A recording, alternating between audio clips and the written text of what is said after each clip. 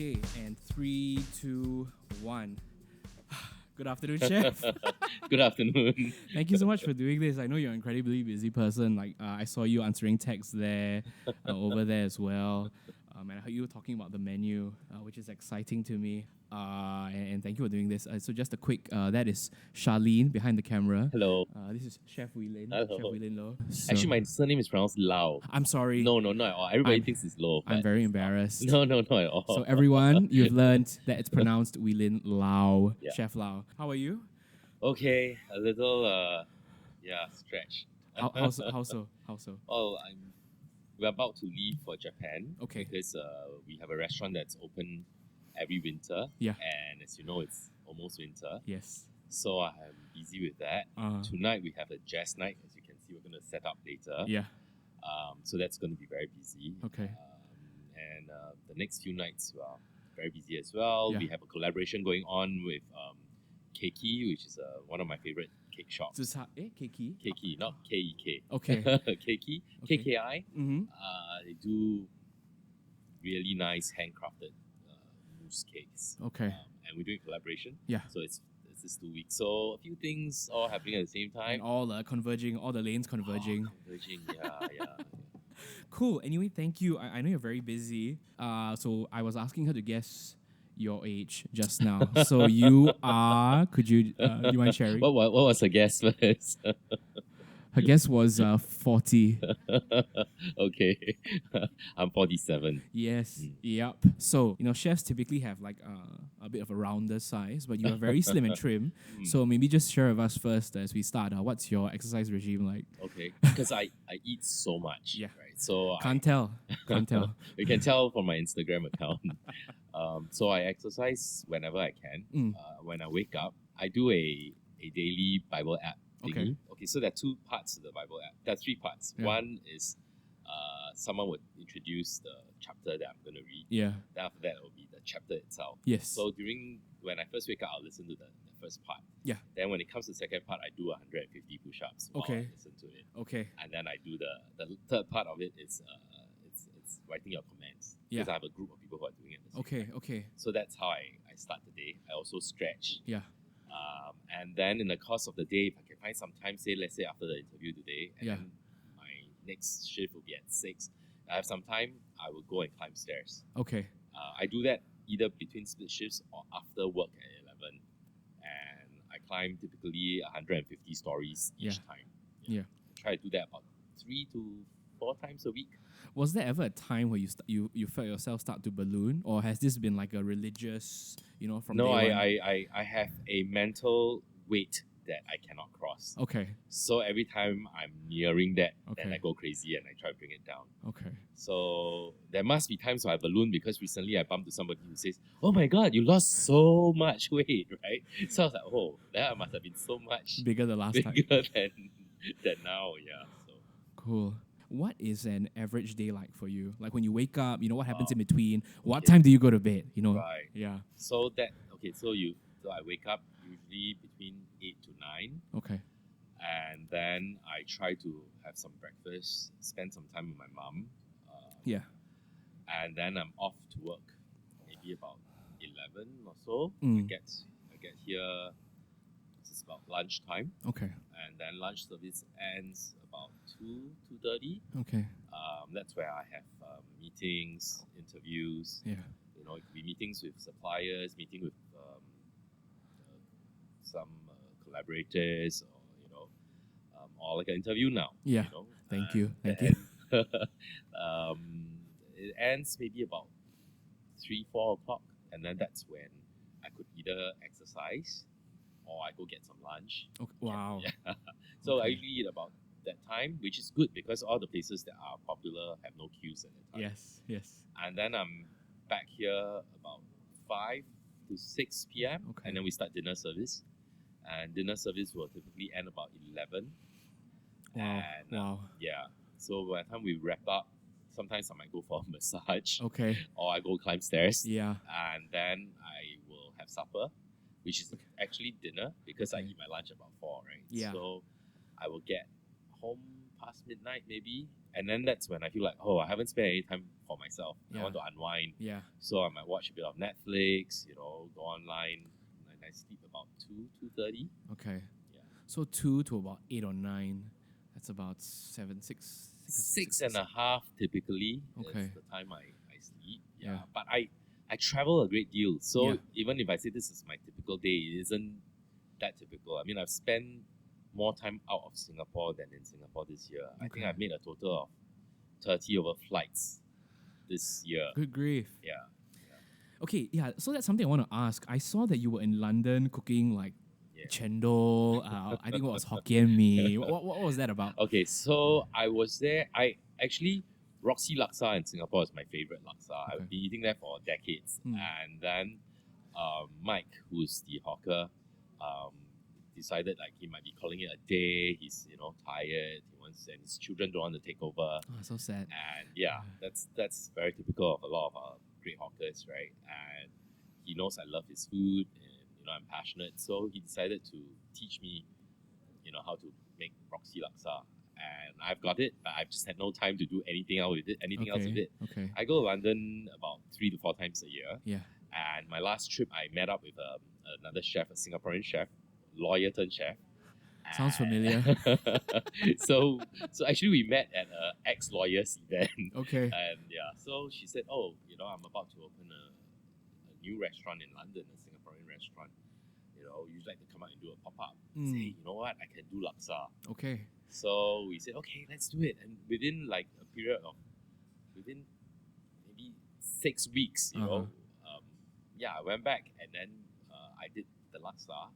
And it was a pop-up, right? So I did for 4 days. And the rest of the dishes you saw, the chendol, the Hokkien mee, that's them. Okay. With the new restaurant. It's called Singapura. Yeah. So if you have friends in London, Singaporean friends who are missing home, you should definitely direct them to this restaurant. Okay. And it's really impressive because, here, a lot of times you can buy things that are factory made. Yeah. But there you don't have a factory, right? Yeah, I saw you guys were hand making the chendol. Yeah. Ah, so impressive. So chendol is handmade, Yeah. even mee pok is handmade there. So it's crazy the amount of dedication, right? It's amazing. It's better than our hawker food. I won't be surprised because it's artisanally made, right? Yeah. I mean, we still have artisanally made hawker food in Singapore, which I celebrate, but increasingly that's disappearing, right? So. When you talk about a hawker disappearing, right? There was this mee pok at Bukit Timah Market. Right. This short lady, and she would have like queues. We would have the queue sometimes for like half an hour, which is nothing now when you hear about the Thai Hua one. Right? It's insane. But she suddenly just disappeared off the face of the earth. She was my favorite mee pok. And that's the first time I felt the pain of like losing that favorite hawker. I've lost so many favorite hawkers over the years. It's heart-wrenching. My grandma, she used to have a lor mee stall in Toa Payoh. Wow. And she was one of those like grumpy hawkers. I think in 1998 the government took her land away, the land back. Yeah. Yeah, then she went into depression. It's very sad. Like you say, a lot of times when the government takes back the land, right, all these hawkers are displaced. A lot of them are very old, so they don't really want to start all over again, trying to cultivate, new customers and all. So most times they just say, and they usually live near the hawker centers. So those are closed, and then they will assign them to somewhere else further away. And they are old, and it's a long day. So most of them just call it a day, sadly. So for yourself, right, you're in this position where you have, achieved a certain amount of, you have built up like a reputation, and people know you in the industry, lah. So I assume for these hawkers, maybe their children might know you, and this story of you, acquiring or learning the laksa recipe, is it something that happens a lot, with other hawkers? Well, the hope was that would start the ball rolling, and maybe I can learn from many hawkers, but it hasn't happened. And it isn't that easy after learning, how to cook Roxy Laksa. If you think about it, it's a 50-year-old recipe that's been passed down 3 generations and all that. And, for them to let go of that, I think it takes a lot, right? So, I think it's going to be difficult for people to do that. And, there have been cases of hawkers being able to sell the recipes for like hundreds of thousands of dollars. Right? Something ridiculous. So everyone thinks that's the way to go. So they hold on to it thinking that someone would buy the recipe. But I think that happens maybe, 1 out of How many? thousands. Yeah, so you know. many. So Yeah. realistically, if everybody holds on to that, I don't think the recipes would, Just will they'll take it just to the grave. yeah. Very sad. Okay, so since we're talking about that, right? In on your Instagram, which is at Will Cook Will Eat, Yes. you can be seen going to a lot of hawker places, and you are almost this purveyor of hawker culture in Singapore. So I want to know, like, like growing up, or you've studied abroad, you've come back, now you're a chef yourself. What does hawker culture, Singapore's hawker culture, mean to you? Well, I think if you look at Singapore, we what is Singaporean culture? It's something that's very intangible, Yeah. right? And for a country that's young, we've torn down so many old buildings. So things that you remember, you associate with things that places that you grew up in. They've all been torn down, and it's Yeah. just new buildings. So what's the one thing that unites all Singaporeans? I would say it's the hawker food. Yeah. And it's the hawker culture is really um, one thing that we all talk about, we all think about, and it is, I would say, it's even, it cuts through class divide, it cuts through racial divides, unless it's religious and that there are religious limitations, Yeah. But other than that, right, it's like, I remember I was young, my mom would buy breakfast home, because a chef, a journalist from London came and ate my food, and she said, wow, it was very interesting. I detected Indian flavors and, Malay ingredients and Chinese influence. She said, was this deliberate? And then I said, well, actually, that's how I grew up, right? So saying my mom would go to the market, buy breakfast, and then Yeah. she would buy Indian roti prata, Yeah. right? She might buy Malay kueh, and then Chinese chai tao kueh. But to me, I never saw them as Indian, Chinese, Malay. To me, it was breakfast. That was it, right? It was just breakfast, just good breakfast. And I think at least where food is concerned, we are racially blind, and hawker centers with great food. People drive big cars, people take bus there, people walk there, right? It cuts across all social divide. So I think hawker culture is, pretty much our culture. Yeah. I want to ask, so because you practice law, we'll get to that in a bit, but when you became a chef, how did your appreciation for all this hawker culture, how did it change?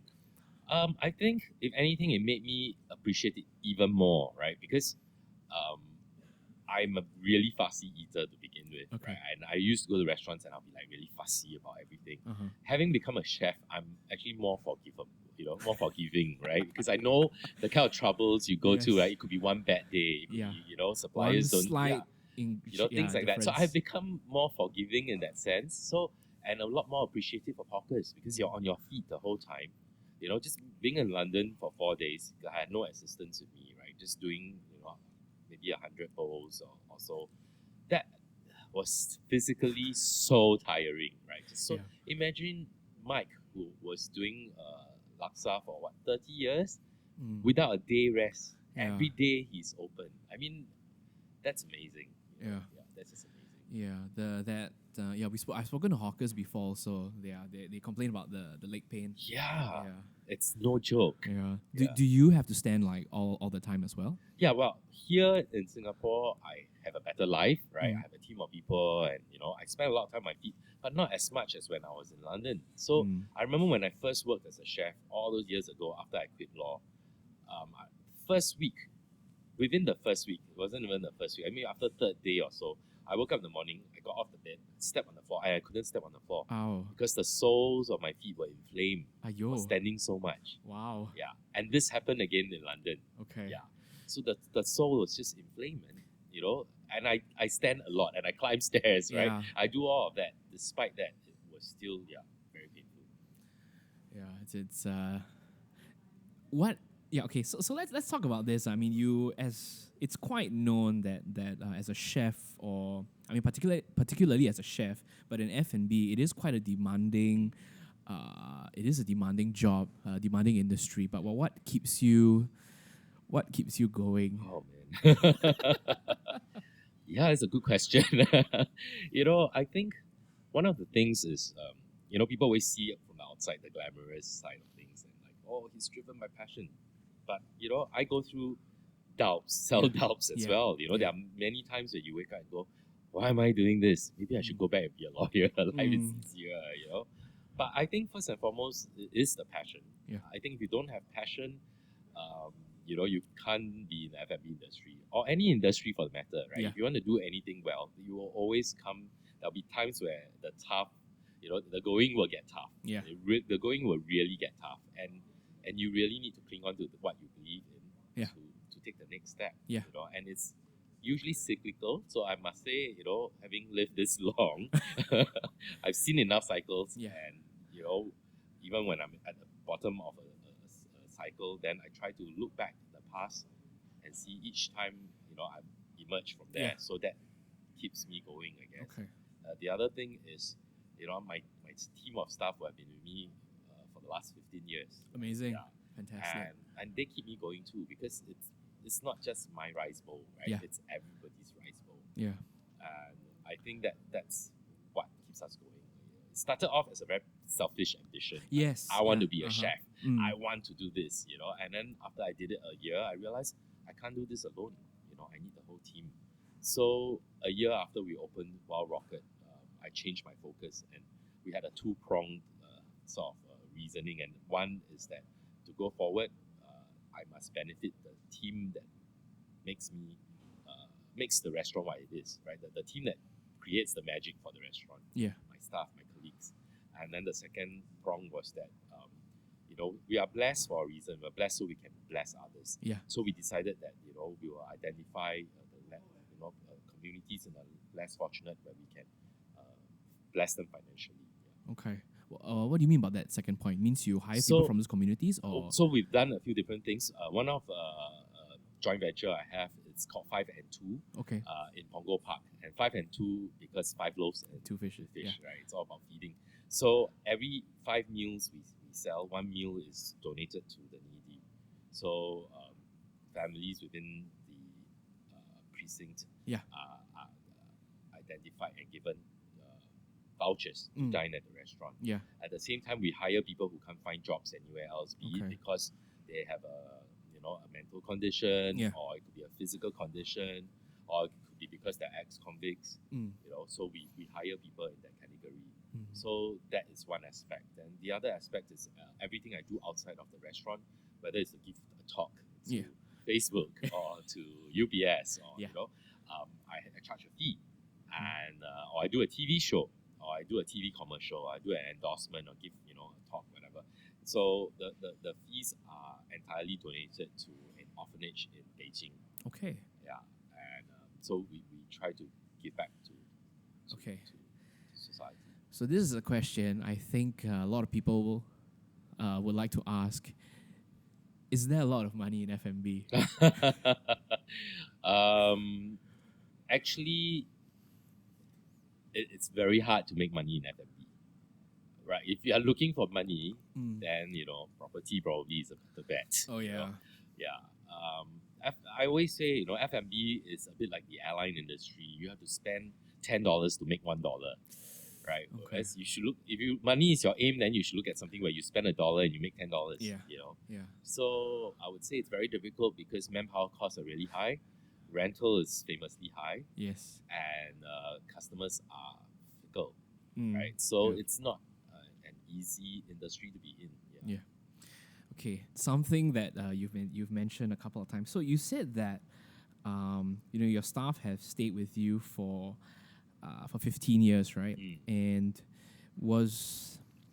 I'm just wondering, was there ever a time it was the staff that kept you going when you really felt like throwing in the towel? Oh yeah, absolutely, all the time. Okay. I mean, when I left law, it was such an easy decision because it was just me, right? I want to do something else. I want to be a chef, so I can just run off and be a chef. But today I can't say, wow, I want to be a contortionist, and leave the circus or something, right? Because I have a group of people who have been with me for all these years. And we spend more time with each other than with our families. Yeah. So they are like a family, So yeah, I think more so than ever is the colleagues. Yeah. Can I ask, the times that you wanted to throw in the towel, what yeah, why did you feel like quitting those times that you felt quitting? Or the most recent time maybe? Could you share? You mean right now? I hope not. Well, it's because you are being pulled at all directions. Mm. You know, Yeah. um, you're pulled by all directions. It's a business. There are so many things that requires attention. Yeah. If things are all going well, it's fine. But Mm. if you're pulled at all directions and things are not going well, right? For example, the business is not doing as well as you want it to be, or you know you cannot get the manpower you want, Yeah. or the people you are trying to keep in the business, you know, the reason that keeps you going, decided to leave the business. You know, so all these things when they all happen at the same time, Yeah. then you think, oh, why am I doing this? Mm. You know, and I think that's what makes you think, am I should I really be doing this? It's causing me so much grief. Yeah. You know, you don't see any returns. You Yeah. know, all the things that you want to do. You know, maybe you're not making enough money, then you can't give more money to the Yeah. charity, and then the people you're trying to keep in the business are leaving. Then Mm. you know you start to question, should I really be in this? Should I be doing something else? You know, it's always easy to be doubting when things are not going well, right? Yeah. I mean Of that's course. the only time we doubt, Yeah. isn't it? Yeah. Okay, so what were we talking about? We were talking about what keeps you going. Yeah. So one of the questions that I had here was that which is easier, being a lawyer or being a chef? I think it is both difficult in different areas. Yeah, very, very different animals altogether. Yeah. But personally, what do you feel? Well, I left law. I was going to say quite junior when I left law, but I was a lawyer for 8 years. So, Yeah, so yeah, it yeah. was quite a while. It's Okay, I think the difference is this. I didn't have a team of people dependent on me. You know, yeah. it was just me. Yeah, right. So it's very different. So now there's that. Yeah, it's one of the things that I was thinking about is that now you have this machine, right? And then you have all these families to feed. Yeah. So you shared just now that it started out as a very selfish thing. You want to be a chef. Yeah. At what point did it turn to, oh my gosh, I have these families to feed? And then how did you tackle that? I think it happened quite quickly. Maybe, like I said, after a year, I realized, this is something that I need to do. And I recall my colleagues telling me, because a lot of them are Malaysians. So they said, chef, if you are serious about this, I'm going to bring my family over to Singapore. Wow. Yeah. Oh. For me? You'll do that for me? So, it's like, whoa. A lot riding on it, yeah. Yeah, because you're serious, then, I'm going to bring my kids here. We're going to raise the children here. So that weighed a lot on me. Yeah. So I think that's the main difference. Here I'm like the head of a big family. Yeah. Whereas there I was part of a family. And In law lah. Yeah. Yeah. I was part of a family. There was somebody else calling the shots, making the macro decisions. And then you just do the work. I am doing there I just do the work. Whereas here I have to do the macro decisions. So the pressures are very different.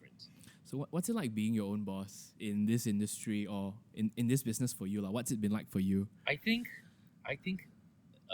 being an entrepreneur, it's really difficult. Nobody realizes it, right? It's always like, oh, be an entrepreneur.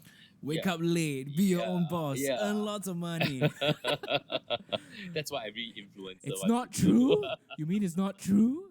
No, right? I mean, a lot of entrepreneurs are very lonely because it's a lonely struggle, right? If you're setting up something on your own, right? You've left your career, you've left something, you're giving up something to do this. It's so uncertain, and you have to save money because you're starting a business. So everything is going to be, everything you do everything, right? There's no resources for you to say contact a specialist to help you. You do everything on your own. You have to figure out how to set up a company. You have to figure out how to break into certain industries. What are the rules and regulations? Do you meet them? So it's a very tough road. And even after you've set it up and you're running a business, a lot of times you are the person who's driving it. You don't have, like when I was working in a law firm, no problem, right? I need some help. Or when I was working in a company as a legal counsel, I need help with accountancy, or that's not my problem. I hand it over to the accounts department, right? Or I come across another issue. Oh, this is a HR problem. I Yeah. hang it over to HR, right? Business development will look into it, and I just do my bit. But as an entrepreneur, you take care of every Everything, aspect, yeah. right? If the pipe bursts, it's my problem, Yeah. right? There's a HR problem, It's your right? problem. It's my problem, right? If the light's not working, it's my problem. Customers unhappy, it's my problem. Yeah. Landlord's not happy, it's my problem. Staff not happy, it's my problem. Yeah. So everything becomes your problem. And it's a very lonely journey because a lot of entrepreneurs I speak to, right, like if they have a problem, they can't tell it to their staff because, they don't want the morale to be affected. Yeah. So they have to lead the charge, but internalize the struggles they have, and so many times I speak to other entrepreneurs, everyone's always close to tears, like, yeah, it's so tough, Yeah. But that's the thing. That's why it takes a certain character to be able to be an entrepreneur, and then you rise from the ashes, hopefully, Yeah. and then there's a turning point, there's a tipping point, and that's what you're looking for, and if it doesn't happen, then you do again, right? Yeah. So you're saying it takes a certain type of character to be an entrepreneur. What character is that? I think it takes a certain, someone who's a little foolish. I was going to say insane. I think that would be right. Insanity is important, right? Because if you think about it, there's so much opportunity cost. Oh, right? yeah. To step away from your comfort zone, your security, right? Where things are safe. You're going to get your income every month. You can take leave. You can do this, right? You can't take leave? Well, for the first 3 years, I didn't take leave. Right? Oh, man. So there's a certain amount of insanity that's required, I think. Yeah. Okay, so you are 47 this year. You've been doing it for 14 years. Means you were 33. Yeah. 33. Oh, man, that's about me. Oh, man. Yeah. The 30s is the time I feel right, I feel it? like too. I mean, that's why I feel like this is the time to start this thing. I feel like it's now or never. Oh, absolutely. Okay, so you've been doing this for 14 years, right? Or 15 years.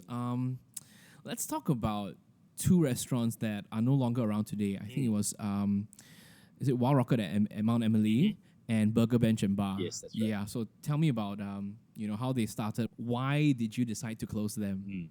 So Wild Rocket was opened in 2005. We shut it last year. 13 years for the life of a restaurant is actually very long. Yeah. Especially in Singapore. I mean, Yeah. really, name how many restaurants, that are not part of a group, right? Like McDonald's, or Crystal Jade, and a standalone restaurant helmed by one chef for 13 years. I think maybe no more than I can count in one hand, probably. Okay. Yeah. And it's tough, right? Because I personally need to get creative too. I get bored too. Yeah. And over the 13 years, we've evolved, and it reached a point where I think I want to do something different. Okay. And like you're saying, if I don't do it now, I might never do it. Yeah. So likewise, I think I brought Wild Rocket to as far as I wanted it to go, and I just wanted to do something else that challenges me. Yeah. But on hindsight, now with the 6-6 vision, maybe I should have stuck with it. I'm so stressed now trying to juggle Japan and Taiwan and Singapore. No, I'm wondering, were you thinking 45 is the new 30? Yeah, Yeah. it is. No, but it's Japan sounds exciting too. What about Burger Bench and Bar? Yeah, Burger Bench Bar was the problem was, so when we opened Wild Rocket, and then we opened two other things. We had Wild Oats Bar, and we had Relish at Cluny Court, and everything all went quite well, and all our locations were really far flung, and people came. Yeah. So we arrogantly thought, if we open in Orchard, then it's a no-brainer, because when we are far flung, people came. If we are in Orchard Road, then everyone would come. Interesting. Yeah, but what we didn't realize was that what we created. So it was a burger. We wanted to do a really good burger, but like in a fast food sort of way, right? Because Cluny Court is a bit more upmarket, not fast food. It's still proper dining and everything. And we thought, okay, let's do a fast food burger, but a good burger. But what we didn't realize was you need economies of scale to do that kind of food, to bring the cost down. So our cost is very high because we were committed to giving good quality burgers. Yeah. But it was hard to do it in just one. If we open 5 restaurants, for example, that might have worked. Yeah. And then location as well. We were in a location where we were in Orchard Sydney Leisure. There were a lot of young people, but our clientele was a little older. People were working. More spending power. More spending power, right? Because they'll think, well, why should I eat a burger at yours if I could eat it at McDonald's? Yeah. Yours is, more expensive, but, so I think that was the thing. We were at a great location, but our target audience wasn't there. Yeah. Interesting. When you talk about because I am what do you call that? A hypothetical restaurant owner, right? So I felt like the Mount Emily restaurant was like it's like a cool kid on the block. Yeah. I would have found that very hard to give up. It's like this precious, art piece. Yeah. Was it hard? What the decision to close it? From day one when I started, I told myself I will not be emotionally attached to any of my restaurants. Okay. Because there'll be moments that you will have to let it go. Yeah. For whatever reason. So from day one, I told myself, I was prepared for it. Okay. And I always say, he's 13 years old. He's no longer a child. So we know it's a boy. So it's a teenager, right? So time to move on, I think. Okay. Yeah. Will we reopen it one day? You never know. I don't know. I might get bored some point and say, oh, let's resurrect. Yeah. Wild Rocket. Because you need to feel like you're doing something new. Yeah. Yeah, so it's a creative thing. Very cool. You've been doing this for quite a number of years, 1.5 decades, pretty much. How different do you think it is for someone who wants to enter the industry today, wanting to set up their own restaurant? Yeah, how different is it for them? I think it's very different, right? Because when we opened the restaurant,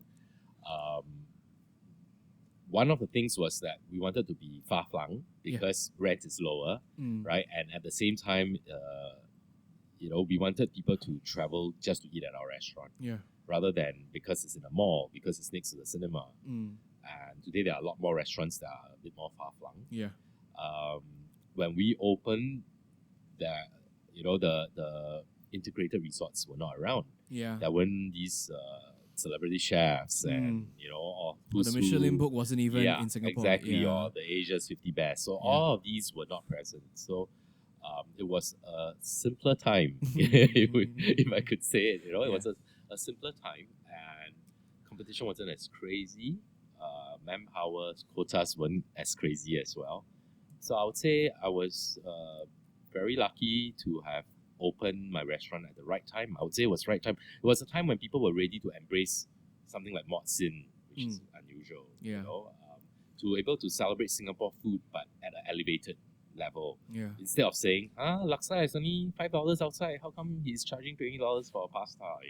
So I think people were prepared, and I think the economy was at a good place.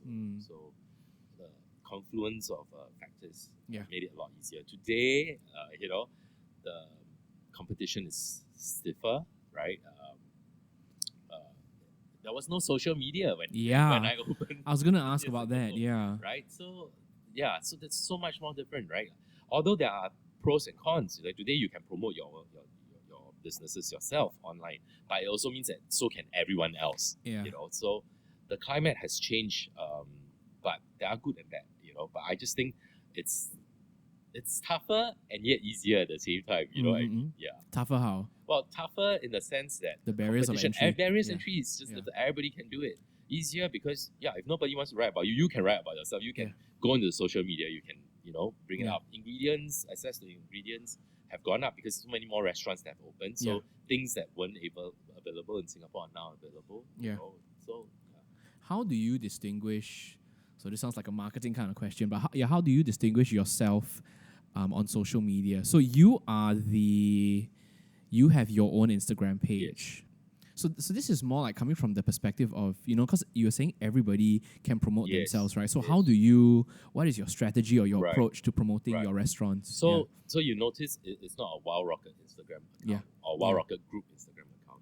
Because a lot of times, whether it is restaurants or social media, I put myself as a customer, right? I open a restaurant that I want to go to. Okay. Right. So likewise, I have an account that I would like to follow. Yeah. And I don't like to follow business accounts because it just becomes like a business, right? Yeah. It's like an advertisement. Why do I want to keep looking at advertisements? Yeah. I might like this particular restaurant, but I don't want to, follow it. But I'd rather follow people, right? Yeah. People whom I trust in terms of their taste or their interests is similar as mine. You know, so that's what I would do. So likewise for my Instagram account, it is a personal Instagram account.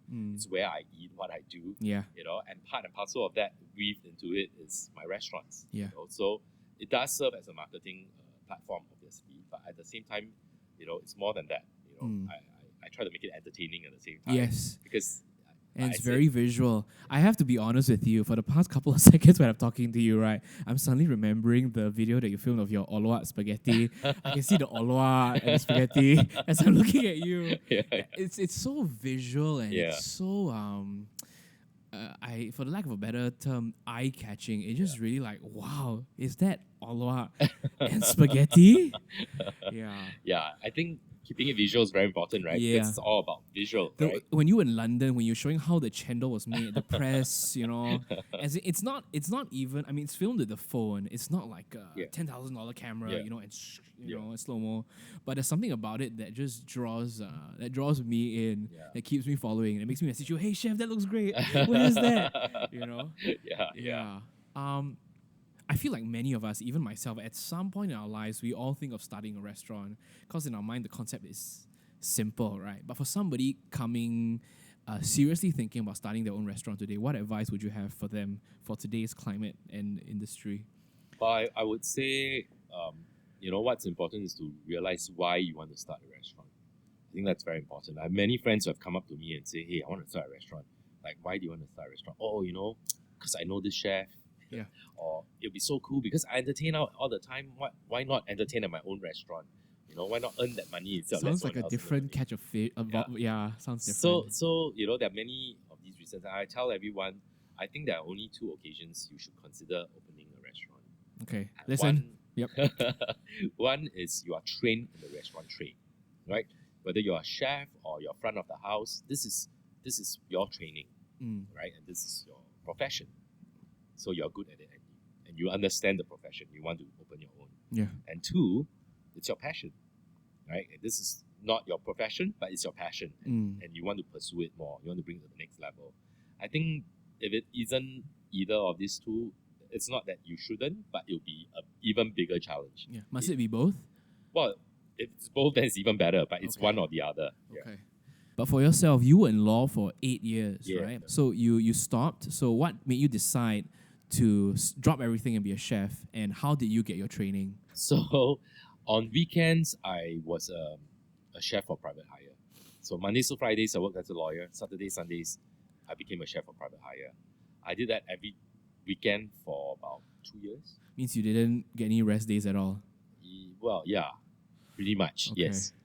And my colleagues were lawyers who double out as my wait staff. Okay. Yeah. Wow. Yeah. Okay, cool. We made it sound like it was really fun. Yeah. So, you know, there was a queue, there was a wait list. Yeah. But only people with cars could apply because I didn't have a car. Okay. And we needed to transport all of the equipment and the food. So I did that. I did that for 2 years, and that was very good because prior to that, I was just cooking for friends. And I remember reading somewhere, if you want to be taken seriously for anything you do, you have to charge money for it. Yeah. Because otherwise, you have a free dinner at home, your friends come, everyone's going to tell you it's good. Yeah. Right? You never know, right? Yeah. But if you charge money and it's not good, they're going to tell you. Yeah. You know? And so I did that, and it started with a friend throwing a housewarming party. He said, will you come and cook for us? I said, yeah, if you pay me. And then we set up a website, and that, you know, a website is very important. Suddenly it legitimizes everything you do, you know? And then people can go to the website, oh, this is what you do and all that. And then, you know, it gained traction. The papers wrote about me doing this. So wow. Yeah. Okay. So it got quite busy. Yeah. And so it gave me confidence that what I was cooking for total strangers, they were paying money for my food. Yeah. You know, to get me the confidence to move to the next step. And I knew that, you know, opening a restaurant is not going to be the same as cooking for 10 people once or twice a week, right? It will be like 100 people every day, ordering different things, right? Which is very different from everybody eating the same thing at the same time. So I said I could work in a restaurant, you know, and if anything, I might find out that this is not for me. I might have a romanticized image about what working in a restaurant is. So I worked with Garibaldi. It was very hard to find a restaurant that will hire me in the first place because they looked at my CV and they were like, lawyer for 8 years. Will he sue us? Yeah, right? You know, in a restaurant trade where breaches of the manpower laws are quite common. Yeah. To have a credible witness Mm. in your kitchen who might turn against you, might Yeah. not be the best employment you want to make. So I finally found Garibaldi. He hired me, and I worked in the kitchen. And I remember in the middle of a really busy dinner service, where it was really chaotic and everything, I just felt really happy there. Amazing. I just felt like, and I felt very blessed that I managed to live two lives. Mm. I live a life as a lawyer, and now Yeah. it's like I got given a second chance to live a life as another profession. Yeah. And really I enjoyed it, and I found it very fulfilling, which is why I was convinced that was something I wanted to do. And I worked with them for about a year. And what happened was the tsunami hit Aceh. Yeah. And I had left my name with my church as a volunteer. That if there was a disaster anywhere in the world, I would go. So I was called to go to Aceh. Mm. And then I had to quit. Yeah. And then, we preparing to go to Aceh. I remember when Pastor met all the volunteers that were engineers and doctors and nurses, and there's this lawyer, like useless. What can you do in a disaster? Sue God for act of God, like. Then I said, I can cook, Yeah. Then suddenly I was useful. Mm. But we didn't go in the end because the Indonesian government changed its plans and didn't allow any foreigners in. They say they didn't need any help. Yeah. And then I was, jobless. So I started looking for a place to open the restaurant. And that's when Wild Rocket was open. Yeah. I want to take a few steps back. What made you get into law in the first place? I talk a lot. That's what my mother says. Okay. Might as well make some money from talking. It's good money. Good money. Good money. But I was either going to be an architect or a lawyer. Okay. Yeah, and I would have been happy either way. All very intense. Yeah. Like my friends who study, they just study architecture. It's crazy, right? Yeah. 7-8 years, don't see the light of day. You see them like disappear right before you. Yeah. It's crazy. Yeah. So I always wanted to be a lawyer, to be honest. Yeah. Okay. And I enjoyed being a lawyer. And you Contrary, got to do it. yeah, I got to do it, exactly. So you wanted to be a lawyer, you did it. You wanted to be a chef, you're doing it. Anything? Any surprises? Too old to be a contortionist, so I was surprised that you said, "Oh, I want to be a contortionist." I was like, "Can he really? Can you?" maybe 10 years ago, yeah. Okay. I want to ask. So, because you do like a burger restaurant, right? Nowadays, there's all these like plant-based meats, Impossible Meats, Beyond Meats. I think Singapore there's a startup called Shiok Meats also. Okay. Do you think that's the way to go? Do you think it's the future? Well, I think it's not sustainable the way we are eating meat, right? So something has to change. I don't know whether it's going to be a more plant-based sort of diet, or will we be growing more meat out from a dish? Yeah. Or is it going to be meat made from plant-based ingredients? I don't know what it will be, but that's certainly, looking at how it is, it's not sustainable. So something has to change, and these are some of the changes that have taken place. Will they take root? I don't know.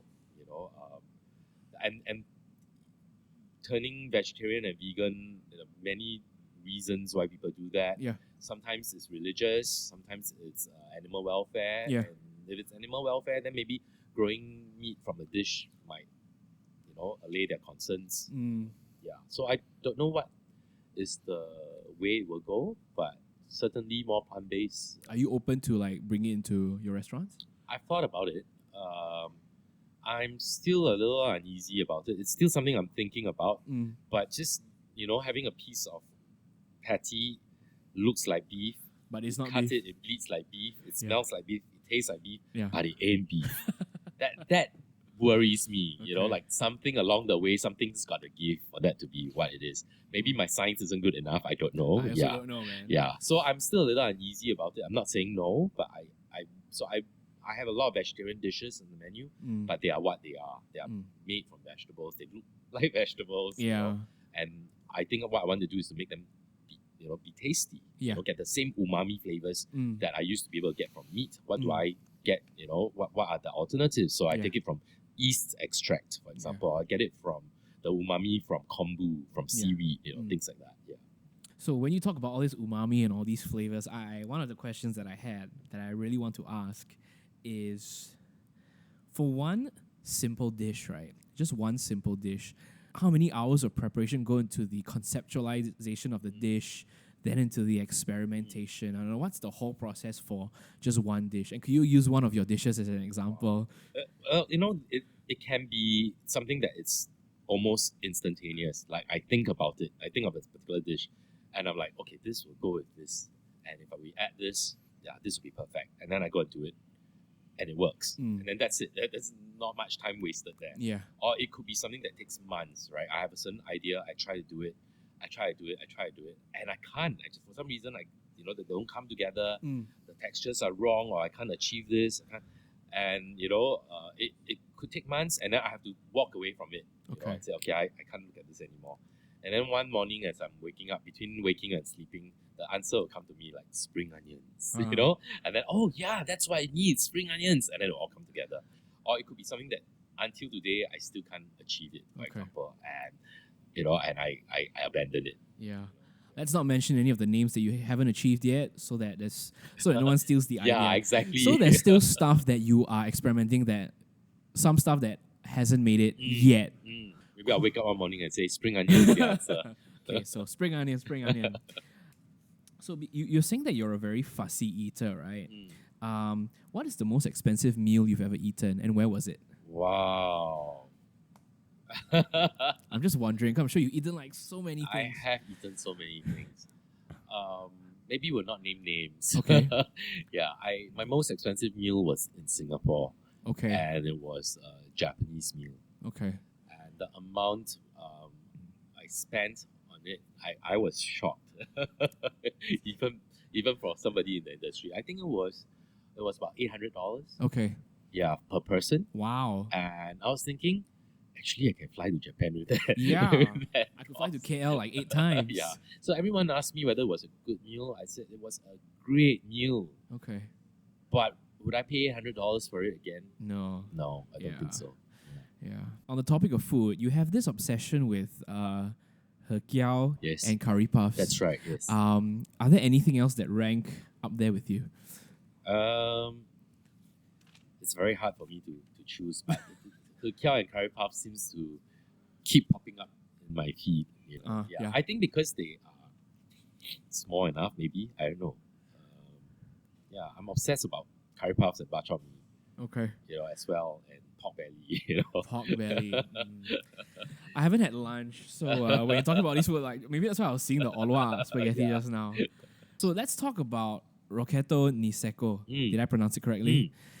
So I've read that because you are out in the slopes, right? On out on the slopes, you have to drive 2 hours to get coconut milk for your laksa dishes. Yeah. You have to shovel the snow. Yes. You have to wash dishes. Yes. Scrub toilets. Yes. And this restaurant only opens December to April. That's right. So, do any of your Singapore staff go with you, or? Well, yeah. I mean, the thing is, it was one of those like. Okay, I said you need to be insane to be an entrepreneur. Now or never. This is one of those things, And it's only after you go there you realize, whoa, okay, the challenges are immense, and whether one, you want to overcome them, and two, even if you do want to overcome them, whether it is financially feasible for you to do it, So, it is tough. We've learned that because it's only open 4 months in a year, it's impossible to hire full-time staff. Yeah.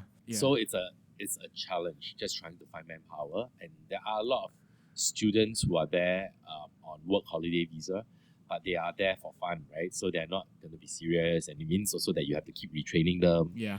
I found a little way around it, and I spoke to an immigration lawyer from Japan. He said that you don't need a visa for foreigners if they work for free. So that you'll be amazed the number of people who came up to me at the restaurant while I was there and said, "This looks so fun. I want to do this. I want to take a month off from my corporate life and come and do this. It'll be a break from my corporate life, and I think I would really enjoy this as a retreat in a strange way, like right? a sabbatical almost. Yeah, except that you're doing something completely different from what you do back home, And enough people are asking me that I'm actually thinking maybe that might be my solution, to to the manpower situation there. Is it just about like, even if it's just me, I just have to make it work? Is that the mindset behind it? Yeah, in a lot of ways, that's how I succeeded Yeah. with our rocket, right? Because I had quit my job, Yeah. and I just had to make it work. I sunk in all this So money. it's a habit. It's a habit already. Just having to like, okay. Make it work. But Yeah. then I think I've become wiser, Mm-hmm, right? And I know I have limited resources and time. Yeah. So I'll try something, but I think knowing when to call it quits is important. Yeah, I was looking at the questions, but when you said knowing when to call it quits, like what? Okay. No, like in any investment, right? Yeah. You have to look at it's no longer just, I want to be a chef and I run off and be a chef, you know. I mean, I have to look at like balance, other things involved, other factors to consider. Yep. Cost, opportunity cost as well. So if you could do anything differently, if you could turn back the clock and do anything differently, what would you do differently? Wow. What would I do differently? I think I would still do the same things.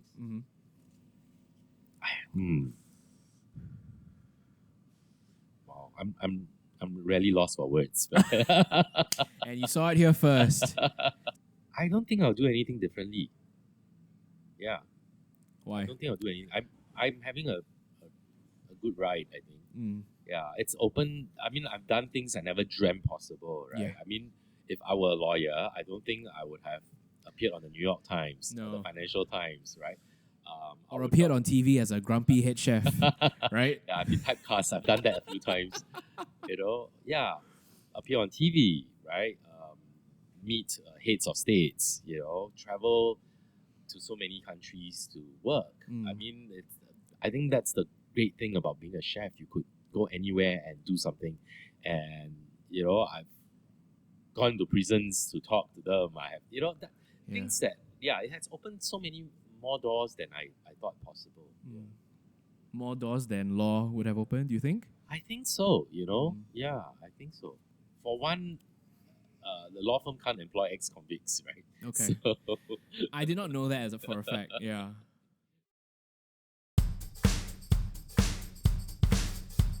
Okay, so you're talking about how you wake up every day, you spend time with your mom, right? Yes. Yeah. What's your relationship with your family like? Are they all in similar professions? No, nobody's in a similar profession. My father is a stockbroker. Okay. My mother is a housewife who hates to cook.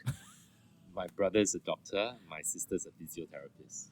Okay. So when you told them you were going to F&B, how did they respond?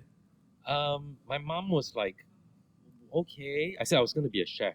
And then she said, okay, but you're so busy being a lawyer. How are you going to find time being a chef? And I said, yeah, that's the other thing I was going to tell you. I'm going to not be a lawyer anymore. Ooh. And my mom was like, oh, why? And I said, well, I'm trying to do something that will make me happy. And that was good enough for her. And I told her, I said, give me 2 years. I'm going to try this. If I fail, I'll come back and do it. Be a lawyer again, Yeah. So that was enough for my mom. My dad was a lot harder to convince. He was like, what? Giving up all this? Yeah. But I think, you see, the thing is, when my family always known that I was the crazy one. Yeah. Are you the youngest? Yes. Okay. So my dad sat me down when I was in junior college, and he said, yeah, I know you are the craziest of the lot. I need you to promise me one thing, and that is that you will get a professional degree. Okay. Yeah. And thereafter, you can do whatever you want. I will not interfere. Yeah.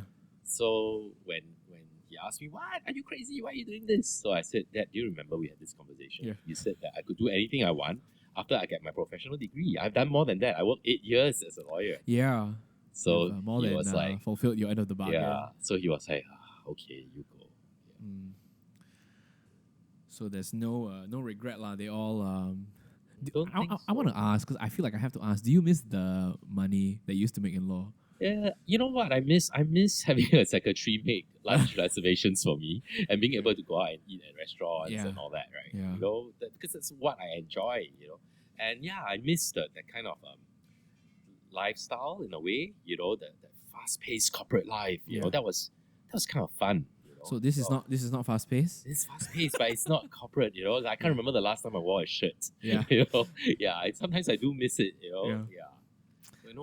That's life, right? When you're a lawyer, you think, it's so cool if I can wear a t-shirt to work every day. That would be the best thing. Yeah. Then when you do wear a t-shirt to work every day, you think, You miss. I sort of miss, maybe dressing up smartly once in a while is not a bad idea. Yeah. Can I ask? I don't know if it's too personal, but I think it's not uncommon for lawyers to either they quit being a lawyer and then they start to pursue something that they were originally quite passionate about. And in my mind, I have this idea that they can afford to do that because they've saved up a lot of money as lawyers. Was that part of what helped you make the switch? I think, it's interesting because I spoke to a friend who's also a lawyer, and, he was saying, I really envy you. I'm stuck here, with all this loads of money. Yeah. And that's exactly what I said, right? I said, but you have all this money, you're paid so well, Yeah. And he said, yeah, but I'm stuck because this is the lifestyle that, my family is used to. And I can't change gears. If I say, guys, actually, I want to write poems, and everybody just has to downgrade. You say, I can't. I have a mortgage of a big house to pay for.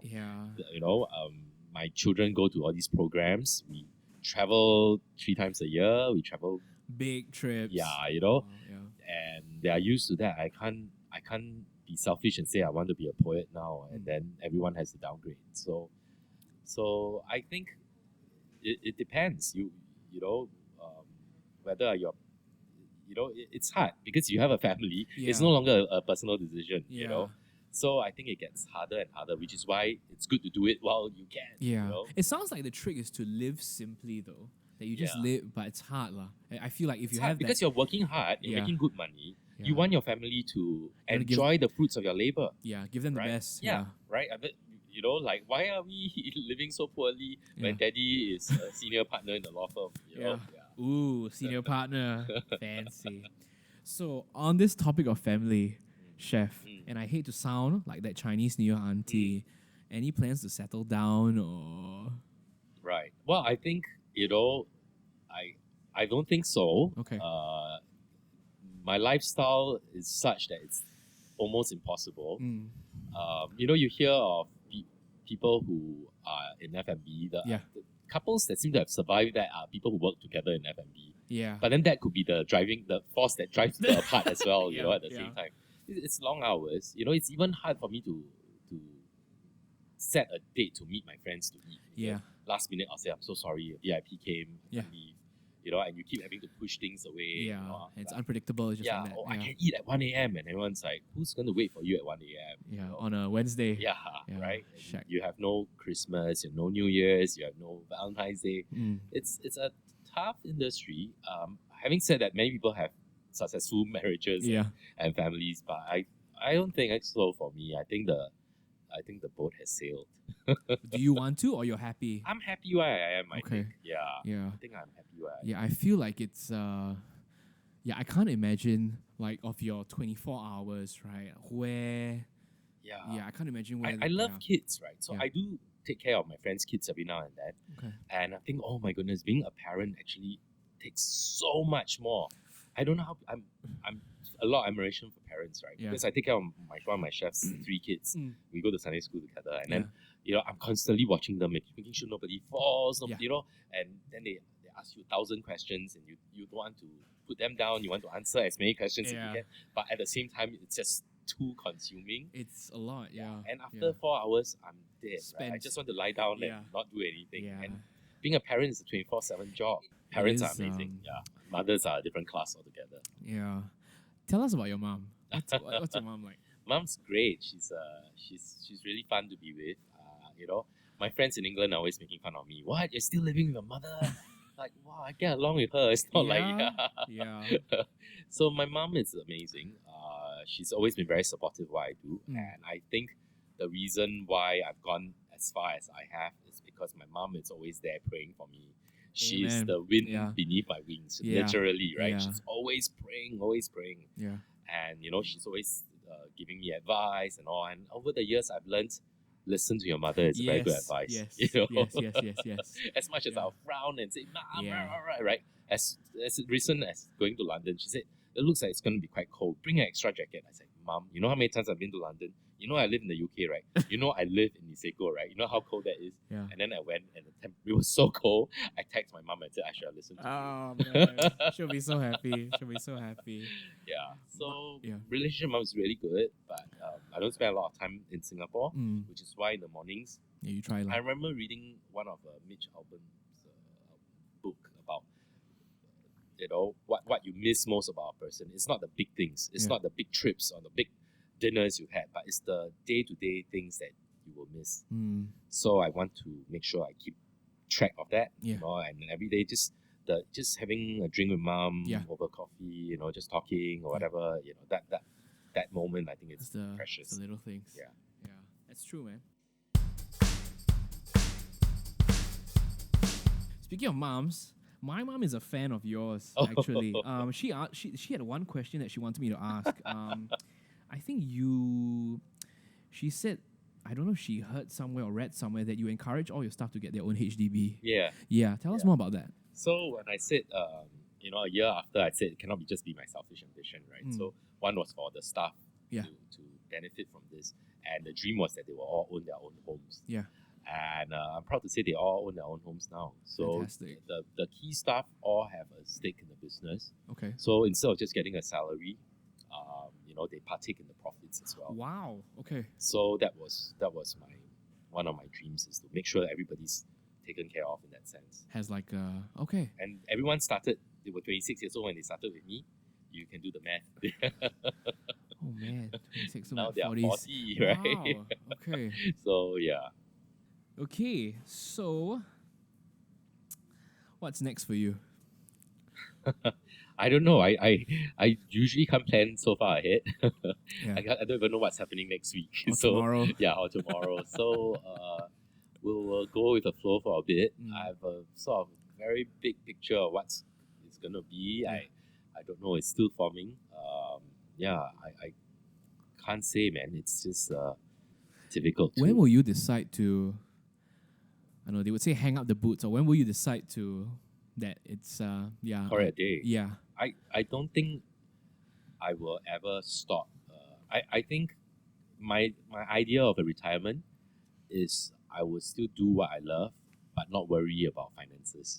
Like whether you'll pay for my next meal. Yeah. I'm doing it because so I'll still be in the business in one form or another. Yeah. Just not worry about the money, I guess. Okay. Not having to worry about financial constraints. Yeah. Okay. All right. So this is where I do like a small plug. Okay. So Chef Willin Lau has 2 restaurants in Singapore, Relish by Wild Rocker at Cluny Court, which is next to Serene Centre. That's like a burgers and Western kind of fare. And then right here, we had Relish at Fraser's Tower. That's by day, which is the burgers and stuff. Yes. And then by night, it is Roketto Izakaya, which serves an exciting selection of mod sin, which is modern Singaporean cuisine. We have Oloat spaghetti. There's a bak chor mee with negitoro. Yes. What else do we have? We have a krapao roti prata pizza. Okay. We have curry chicken shepherd's pie. We have rojak with heko ice cream. Yeah. Lots of exciting things, because things that I love, and from Wild Rocket. Yeah. But now I get to play because it's more casual. So Yeah. a lot of things I couldn't do before because of the format of what Wild Rocket was. Yeah. Today I can do it, and it's sharing plates. It's fun. So yeah. All right. And if you're ever in Niseko, Japan and craving some Singaporean food with an exciting Japanese twist, you can drop by Roketto Niseko, which is at the Maples Niseko Hotel. Yeah. So you have bakute ramen, laksa udon. Yep. What else? We have a bak chor mee dry ramen as well. You love bak chor mee. I do, yeah. Okay, so something that I didn't put in here, your Taiwan Yes. restaurant. Tell us more about that real quick. So it's called the Fishery. Okay. We serve fish soup noodles, fish soup ramen. So it's like it's a cloudy white fish soup. Okay. It's with no milk added to it. Yeah. Like the yupian mee we get in Singapore. And it's a ramen restaurant. And the same soup is served here in Fraser's Tower. Okay. Relish and Roketto. Okay. Mommy, I'll try to bring you soon. We have something small for you, just to thank you for your time, because you're doing this for... Is it curry puff? No, it's not, but it's something that I thought you would appreciate. Okay, cute. have you... Okay, could you... I open it? Yes. Okay, I want you to have a look at it. I don't know if you had it before. I don't know if it's too gao for you or what. Wow.